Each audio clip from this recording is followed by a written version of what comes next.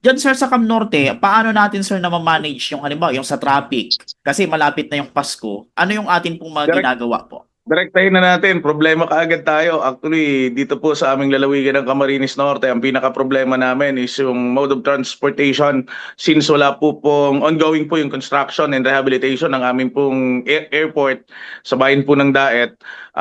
Usually, nagta-travel po kami by land. It takes, dati is Opo. 6 to 8 hours. Ngayon po ay umabot na ng 10 to 12 hours.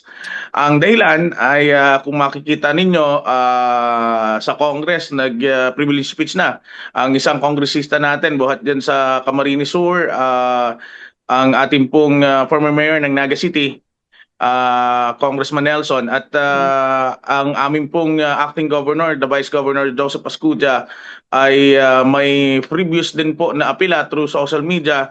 Ganon din ang aming pong sangguniang palalawigan ay nakapagpasa na rin po ng resolusyon na maisaayos ng ating pong Department of Public Works and Highway, DPWH, sa may bahagi po ng Quezon Province, particular po dyan sa may bahagi ng Calawag, bahagi ng Lopez, yung talagang tila pagka mga taga Camarines Norte dumadaan o kayong mga bisita natin parang nagiging sungkaan. Kung familiar po kayo doon, Mm. sungkaan capital daw po ng Pilipinas sapagkat talagang ang hirap ng daan lalo pag bumabiyahe po kayo ng gabi.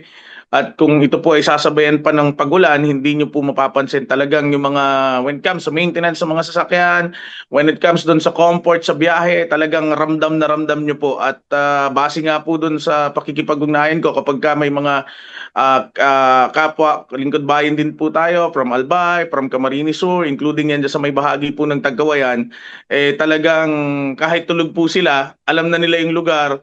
Pagka medyo sila po ay kahit nakapikit, pagka sila po ay umaalog na sa kanila pong sasakyan, alam na po nila kung nasang lugar na sila. Opo, opo. So ibig sabihin sir, doon sir sa lugar na binanggit nyo, pag mga ganito na magpapasko na may okasyon, traffic na doon sir, talagang ano na yung traffic Traffic po? po yung inaabot at kung meron pang mga repair na naisasabay, hanggang 15 hours sa aming lalawigan bago nakakarating. So kung kami po ay medyo nasa gateway pa ng Bicolandia, how much more doon po sa mga area from Camarines Sur, from Albay, from Sorsogon na nagbabaylan travel. Opo. Kumusta naman sir ang mga kalsada dito sir sa Cam Norte? Wala naman sir mga problema? Opo, sa amin po sa lalawigan ng Camarines Norte ay masasabi ko at may papagmalaki na kapag ka dumaan po sila dito, alam niyo naman, kapag ka pa Manila galing po ng Kamsur, dumadaan ng Gandaya Highway, may sasabi ko po na desente at maayos. Maliban lamang, kung familiar po kayo sa mga nakalipas na bagyo, merong isang landslide na Opo. ongoing yung repair pero nadadaanan naman po ito ng isang lane at hanggang sa kasalukuyan ay tinetest pa yung panibagong pag-repair dito kung talaga namang reliable at ongoing pa rin yung pagsasaayos. Okay po, okay po. Doon sir sa nabanggit niyo sir na ano ng landslide, wala naman sir doon na aksidente? Wala naman po. Bagaman nung during landslide po ay yung isang bahay ay nilamon yung mismong tabing kalsada. Nag-trending ito sa social media kasama nung isang kotse na nahulog din doon po sa mismong area. Opo. Ano kaya sir sa tingin niyo yung ano, yung reason bakit doon sa nabanggit niyo kanina sir na lugar pag ganito traffic na po, marami ng mga sasakyan na parang nagpapatintero.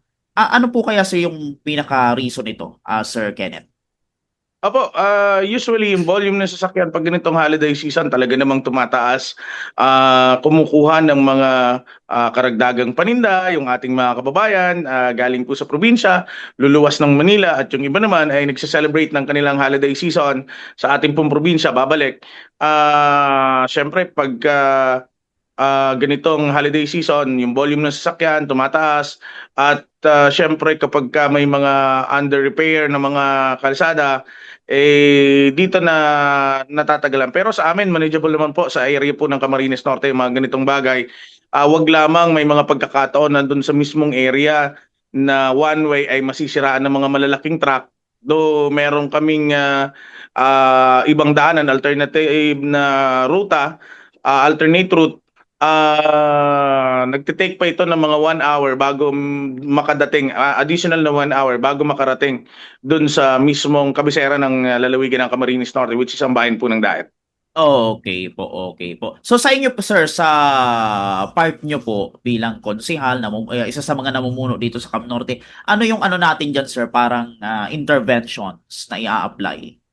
Yes, kami po ay magmi-meeting din after ko po dito sa National Board ay magme-met po kami by next week and through a resolution ay sasabayan din po namin ng paghiling sa ating pong DPWH at sa mga nararapat na ahensya na mabigyan ng mabilis at syempre kaukulang pansin. Ito pong mga bagay nito lalong higit ngayon pong holiday season. The last time nung undas ay nakapagpasa na rin po tayo, nakapag-author po tayo ng resolusyon na ganito at mga karagdagang mga bus unit sa ating mga bus company na nag-travel dito po sa lalawigan ng Camarines Norte including yung online booking kasi alam niyo naman from EDSA PITX na ngayon yung mga buses minsan pagka magpapabuka, pupunta ka ng PITX, babalik ka ulit sa inyo, kung saan ka man lugar, babalik ka ulit sa PITX, nadodoble yung gastos ng ating mga kababayan. So the last time ay nakapag-resolusyon na po tayo nung panahon ng undas at inaasahan po natin na ngayong holiday season ay ganun din.